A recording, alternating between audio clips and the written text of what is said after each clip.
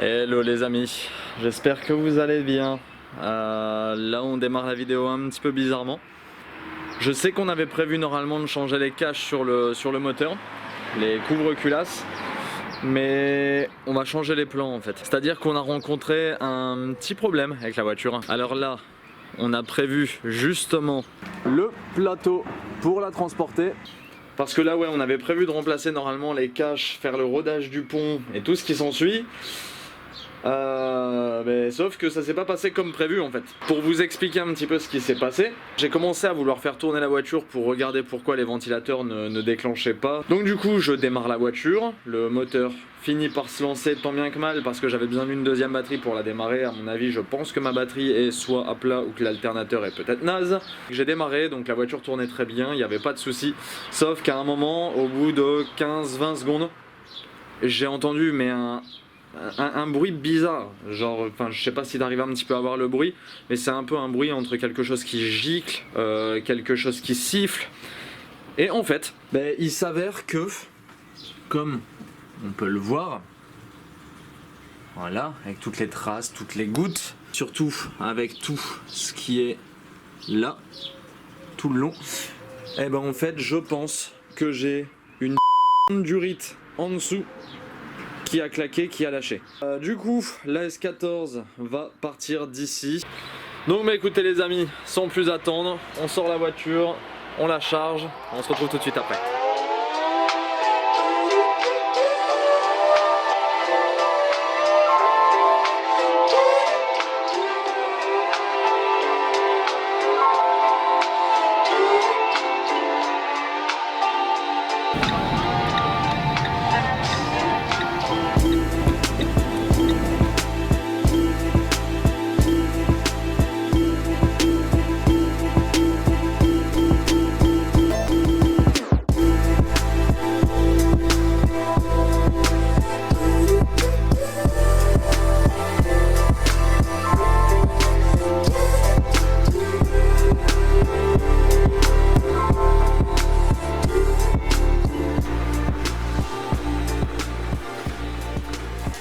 Bon là on a levé la voiture, maintenant ce qu'on va faire c'est qu'on va attaquer le démontage de la face avant. Parce que là pour aller regarder ici en dessous, en fait le mieux c'est de retirer la traverse, retirer la partie face avant. Je fais un peu de bruit. Ouais, et t'es déjà à l'attaque hein. Ouais non, je suis motivé. Dorian il perd pas de temps. Juste regarder, jeter un œil, je sais même pas s'il est en dessous. Maintenant qu'elle est levée si on voit mieux.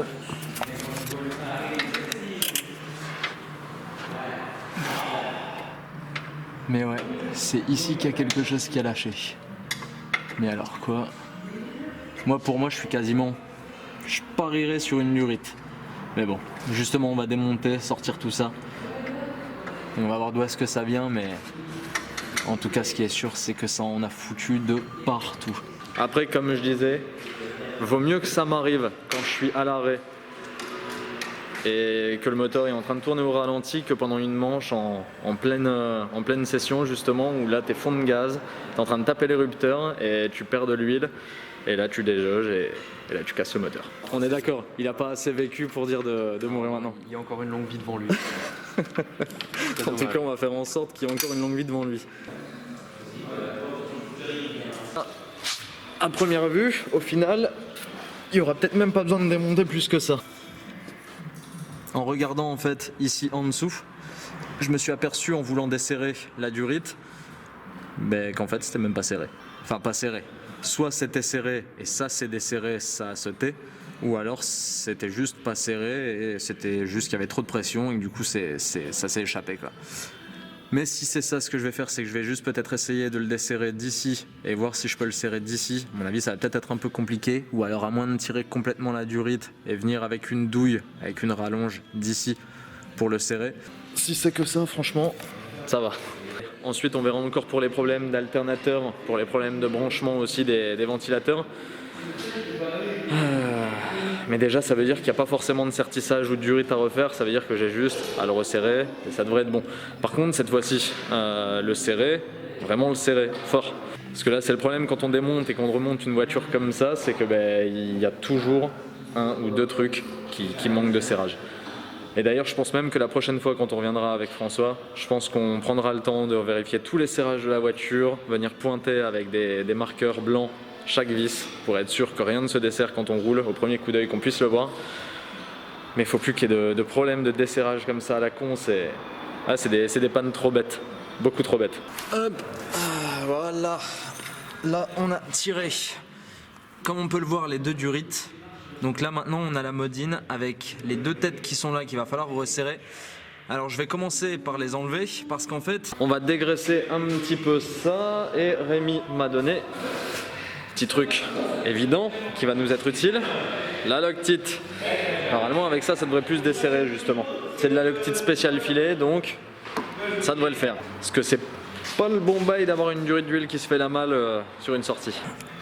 Les deux sont sortis, ils sont là tous les deux. Alors déjà ce qu'on va faire, première étape, c'est bien les asperger.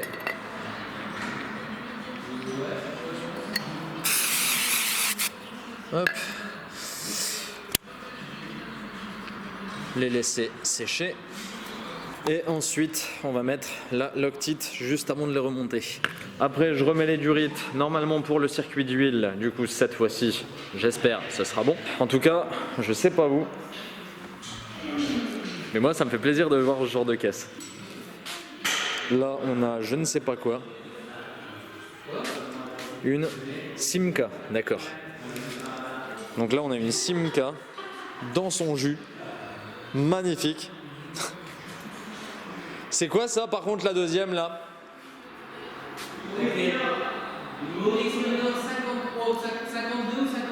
C'est l'ancêtre des mini. D'accord, l'ancêtre des mini. Des barres. Elle est dans son jus aussi elle hein. Ouais. Je sais pas si on peut voir à l'intérieur mais... Ah la vache. Ah ouais c'est à l'ancienne. Ah, cette odeur de vieux, d'ancien à l'intérieur et les volants. Alors ça, franchement, du vieux bois comme ça, brut en plus on dirait. Il est tout... T'as l'impression que tu sais qu'ils t'ont pris un morceau de bois là, qu'ils t'ont découpé là et juste brossé, arrondi et hop, un volant. Et là, on a ce genre. Ça, je connais un petit peu plus. Voilà, ça me parle plus. Une petite RX-7. Bon, c'est vrai que là, elle est triste. Elle est dans un sale état. En fait, elle vient d'être achetée. Alors, forcément, elle est dans son jus aussi. Elle est un petit peu dans le même état que quand j'ai eu la mienne, j'ai envie de dire, avec quelques coups en plus et une peinture juste qui n'est pas très saine. Alors apparemment, elle a des petits problèmes moteurs. Mais justement, Rémi doit regarder ça pour la refaire. Bon, en dessous, on avait la Golf, mais ça, je crois que je l'avais déjà montré. Là, une petite MK1 en cab. Elle est pas mal aussi. C'est un autre style, mais elle est sympa comme ça. En tout cas, la capote, à mon avis, je pense qu'elle a été refaite parce qu'elle est dans un état, elle est impeccable. Rémi, ouais, ici, il bosse sur des caisses quand même assez sympathiques. C'est plaisant, je trouve, de voir un petit peu de caisses comme ça. Des Jab, des Allemands, il en faut de tout, il en faut pour tout le monde. Hop. Loctite.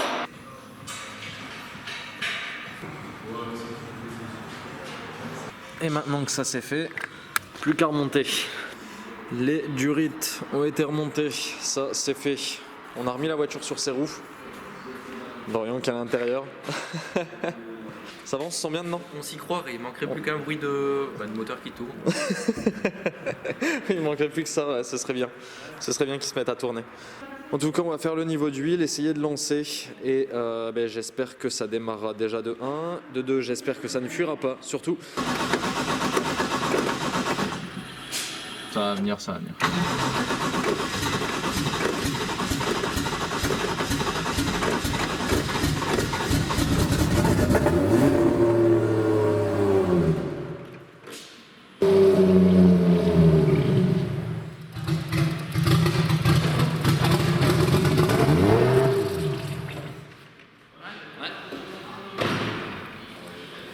Ouais, ça gicle de partout. Sérieux? Ouais. Comment ça se fait que le joint il pourrait se mettre normalement un joint comme ça c'est censé être bien sur le filtre et c'est censé se serrer et se mettre normalement quoi. Le dos, c'est censé jamais tomber en panne. C'est vrai aussi. Mais Est-ce que là Rémi bah, en je sais fait il est en pas, train de je sais regarder pas. dans le miroir et ce qu'il voit dans le miroir en fait c'est que le... Regarde, tu peux. Mets-toi là, regarde, je suis dessus. Je sais pas si tu le Ouais. vois. En fait on voit que le joint il sort de là où il doit être Regarde. normalement au niveau du Ici, filtre. Ouais. ici. Et les joies des fuites. J'ai l'impression qu'à chaque fois que tu viens, on met de l'huile partout. C'est vrai hein. La dernière fois c'était pareil avec le moteur ouais. Carrément. Un peu de. On dirait du Bélez. Ça se demandait comment ils font ça. Un petit peu de caramel. Et une bonne louche. Allez, 5 balles. Je vais aller chercher la raquette. Ça fait quoi de ramasser 5 balles à chaque fois la louche? Ça vaut. Si c'était que les premiers d'aujourd'hui, mais non, il y en a déjà eu ce matin. Attends, je vais chercher. Ah là là là. Là pour aujourd'hui, ça sera tout parce que là il va se faire l'heure du couvre-feu et j'ai le plateau à aller rendre. Ah, deuxième journée. Toujours avec Rémi. Bon, on va tester du coup les viscos, les ventilateurs. Alors pour la partie filtre à huile, hors caméra, on a démonté, remis correctement ce foutu joint qui s'était fait la malle, mur serré le filtre avec de la graisse rouge et tout ça, bien serré la modine. Normalement là, j'espère. Je vais pas parler trop vite parce que hein, hier j'ai dit ça et niqué. Non, ça va. Mais normalement ça devrait être bon. Ouais, mais là, c'est bon, j'ai du gros. Ouais. Donc c'est pas la masse. T'as oublié de tirer tes amortisseurs. Vas-y.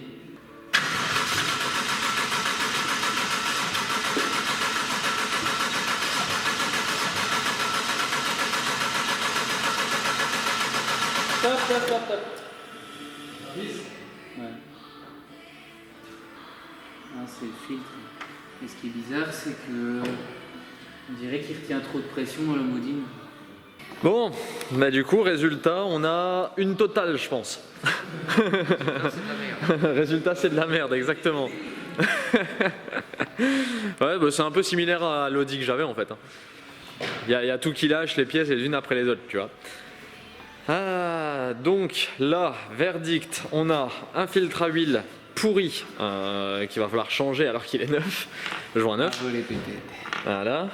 Ensuite, on a deuxième truc. C'est quoi déjà deuxième truc? Relais. Bah, le relais. Ouais, le relais qui est pété. Ça arrive. Ça sent un peu C'est le. comme C'est pas une question de vécu ça? Bah, moi, le problème, c'est que de les réparer, quand elles cassent, j'en rajoute une. Après, ça fait un cimetière.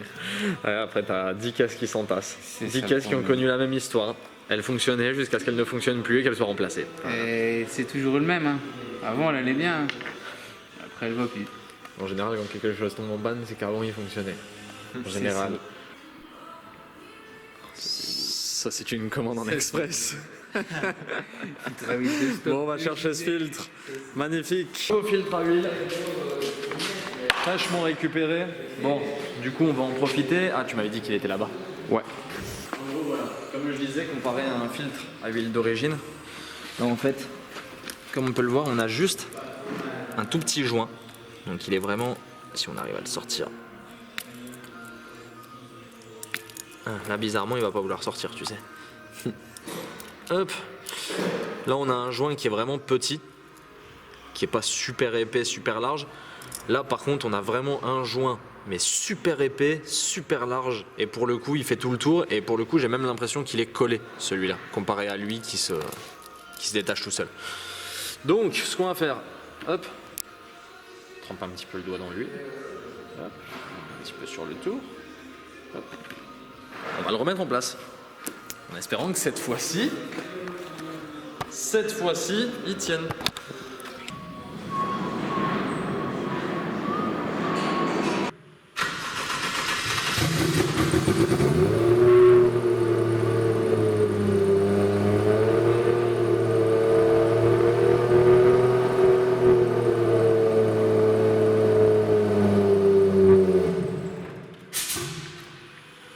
Arrête, coupe le contact.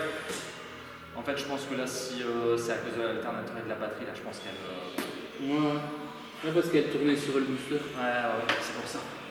Ah, il a chaud un peu. Je pense qu'il est mort. Booster des familles. Ouais, il va charger un peu. Ça va. Ouais. Mais c'est bien en tout cas, ça dépanne bien, tu vois, je connaissais pas ce système. Si, c'est top. Franchement, c'est pas mal. Ouais, c'est pas mal. Nickel. Déjà, une panne en moins, bonne nouvelle. Plus de problème sur le filtre à huile, plus de fuite. Normalement, pour les ventilateurs, ce serait le relais. On devrait avoir trouvé le problème. Maintenant, il restera plus qu'un seul souci. Mais ça, tant que j'ai pas reçu la pièce, ça changera pas. Faut commander un alternateur. Ben justement, je voulais qu'on regarde ensemble après parce que j'hésite entre un alternateur haute intensité mais qui risque de venir de loin et que j'aurais peut-être pas à temps ou alors un simple d'ici. Faut qu'on voit.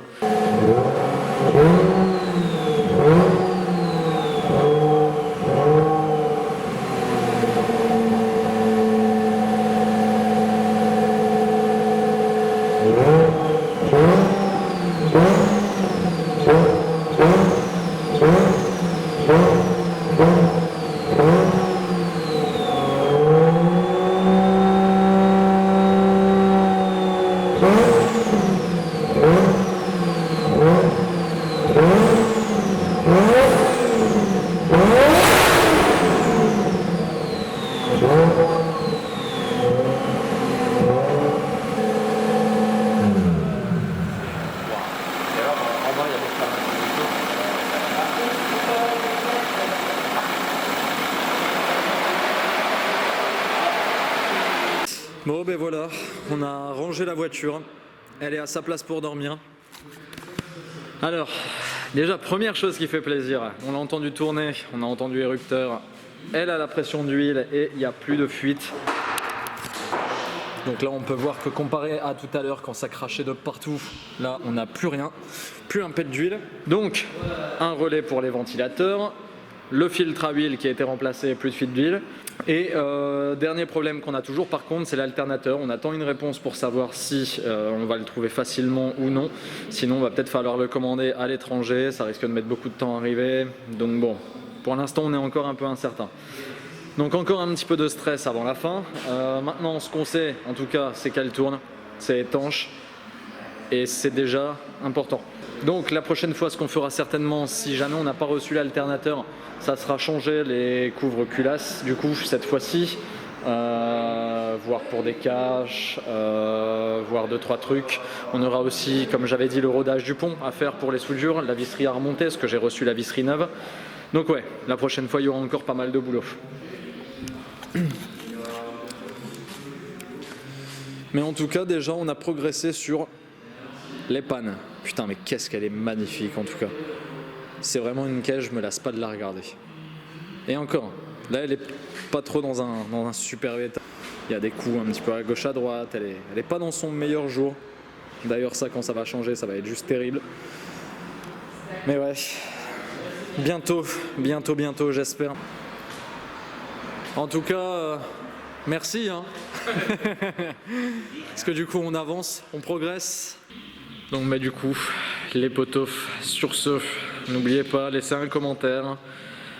Il sera le bienvenu, un petit j'aime. Et puis on se dit à la semaine prochaine. Bonne semaine à vous, tchuss les amis.